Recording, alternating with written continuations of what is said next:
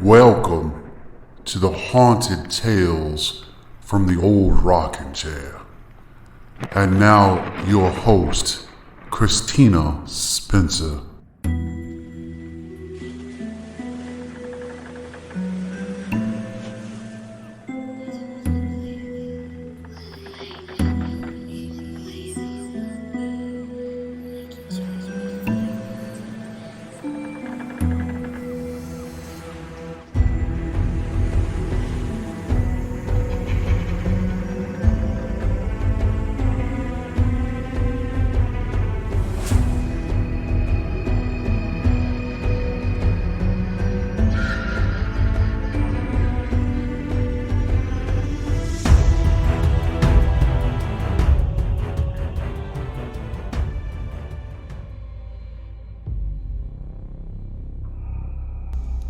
Sleepwalking Caused by Something Paranormal, written by halesodin. So this happened about 5 years ago, but I had my first night terror in years last night and it scared me. It made me want to talk about this for some reason. Sorry if this is long and doesn't make sense since I'm kind of unloading. In 2015, my friends and I decided to get an apartment together. We were just out of high school and wanted to get out on our own.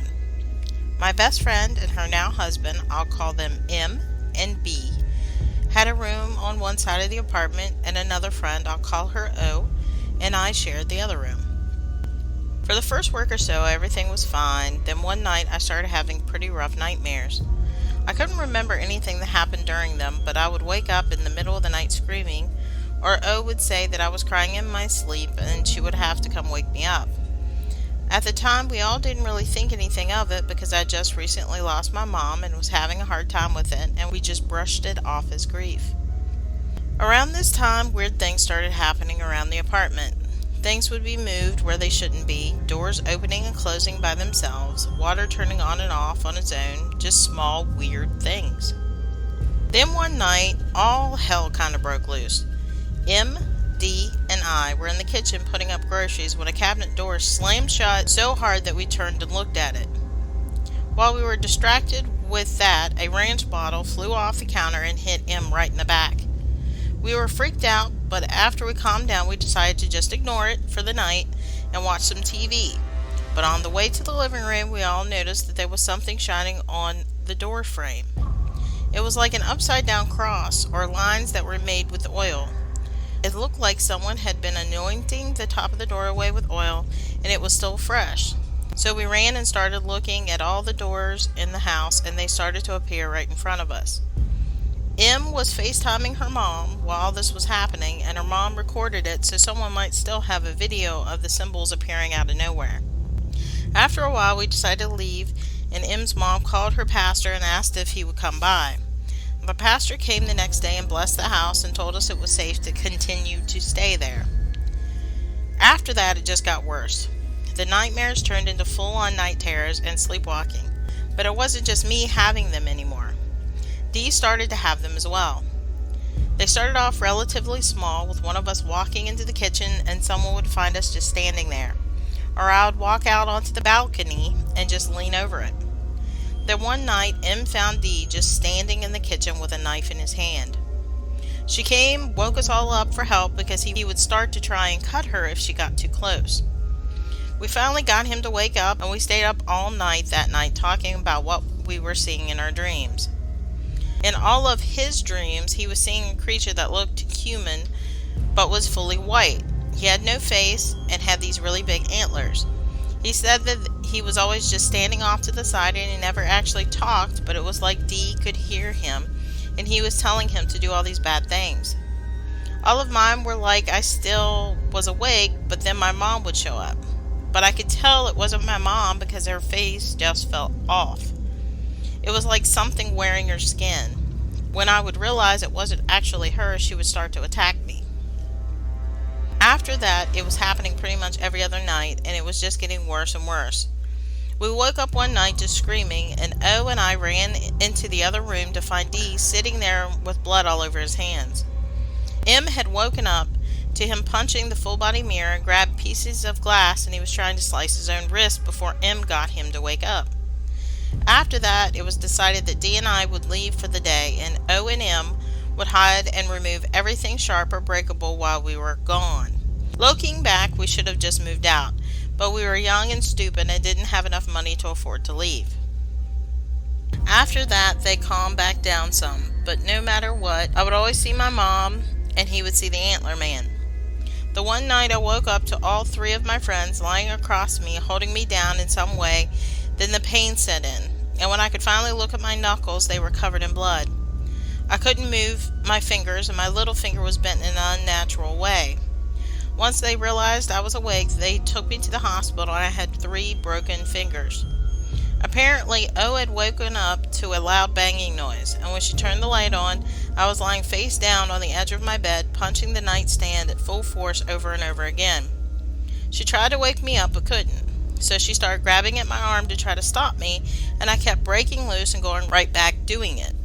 So she went and got the other 2, and it took them about 15 minutes to get me to wake up. Thankfully, we only had a couple of weeks till our lease was up, and they had all found a place together that would be ready in a week, and I was moving out of town to get away for a while. So we all decided that we would take turns sleeping until we were out of the house. While all of this was happening, everyone was also having crazy mood swings. O, who was like the most upbeat and positive person ever, was becoming mean and saying shit she never would have said before. It was like a complete 180. D and I slumped real deep into depression, and M was also just really short and snappy. Even friends that would come over and stay with us would say they felt really weird and that they felt stuffy. After we moved out, everything seemed to come to a stop. I was still having nightmares at first, but they finally stopped soon after. We even all lived together again about a year later, and everything was fine. We all moved on with our lives, but it's really hard for us to talk about with each other. D and I thought it might be a demon, and he was seeing its true form in his nightmares, and it was hiding behind my mom and mine because that would make it easier to break me. But I still have no idea what happened to us, or why.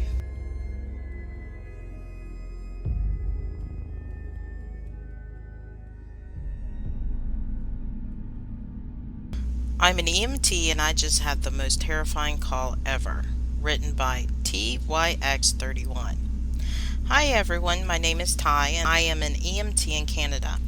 I'm a long-time lurker to no sleep, but I had a call the other night that is making me submit for the first time ever.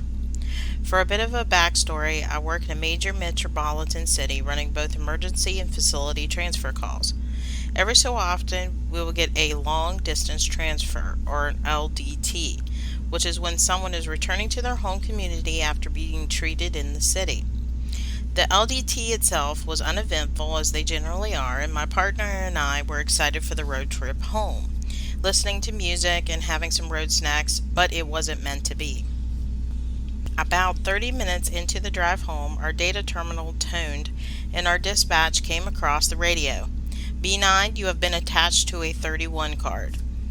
Our partner and I looked at each other and shrugged. B9 copies. Now, a 31 card is for an unconscious person, which could be anything from someone sleeping in an alleyway to a cardiac arrest. It all depends on what information is relayed to our dispatcher, which in this case was next to nothing. We had about a 15-minute response time, during which we mentally prepared for the call, deciding what equipment to bring into the scene, if we need any additional resources, etc. The biggest problem presenting us was that we were simply unfamiliar with the area, which meant we had no idea what extra resources we might be able to call in or what the capabilities of the nearest rural hospital were. We arrived on the scene to a typical rural farmhouse, and having no additional information in our dispatch notes, got out of the truck ready to head in. We decided to bring only our monitor and primary kit in order to do a quick assessment, and if we needed extra equipment, I would send my partner out to get it. One of the first things an experienced EMT or medic will do is take a look at their surroundings on scene. This will help identify hazards, things that seem out of place, or possible causes of what happened to the patient.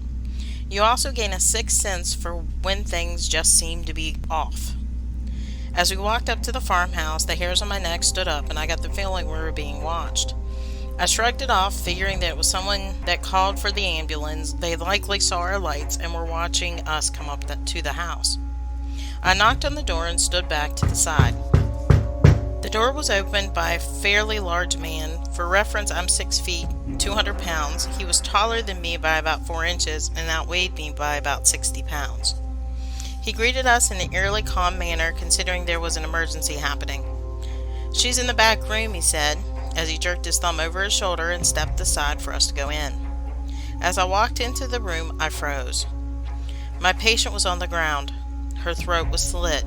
It was no longer bleeding, which told me that we were too late, but that's besides the point. Someone having their throat slit doesn't just happen, and I turned around to tell my partner that we needed to get the hell out of there. We were blocked by the guy standing in the doorway. "You're not going anywhere," he said, as he pulled a large knife from behind his back. My partner and I split up to opposite sides of the room, which is likely the only reason I'm alive to tell you this today. As he walked towards me, my partner hit him in the shoulder with our monitor, then brought it down onto his head. We ran out of the house, updating dispatch to the situation and that police needed to be on the scene ASAP. We informed dispatch that we would give statements at a later date and the police could access our paperwork as needed, but there's no way in hell we're staying on scene longer than we had to. We made it back to the city in record time, and we were never so happy to see the city lights. I'm not sure I like LDTs anymore.